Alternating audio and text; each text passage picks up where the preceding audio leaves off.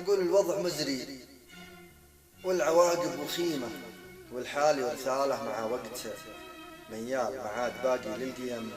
أي قيمة، ولا كل رجال يقولون رجال. ترى الرجولة هي العقول الفهيمة، ما هي بلبس القشت وشماغ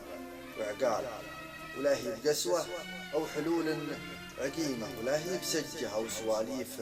وهبال. نصيحتي للي بغى كل شيمة، للي يخاف الله في كل الأحوال، لا جيت تخطب عند ناس كريمة وبديت وجهك وانت للحمل شيال. خل النوايا في فعولك سليمة وخلك كفو، لأن البراهين بفعال، ولا تتبع اللي يتبعون الظليمة، اللي لهم في شين الأفعال مدهال، اللي عثوا في كل درة رحيمة. يلا عسى من هانها بلف سلال، راحت زمان رجاله حكيمة اللي طواريهم على مر الأجيال، وجانا زمان به زلايب مقيمة، لا حولهم صاحب ولا فوقهم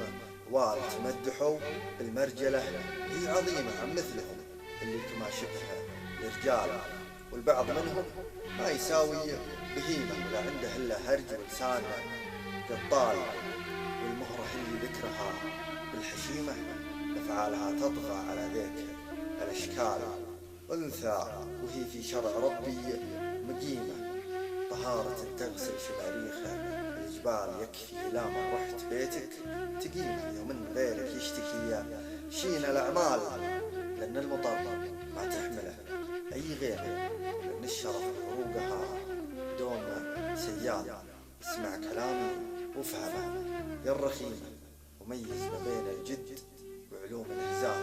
لا صرت مالك في المراجل عزيمة، خل الحمول المليشة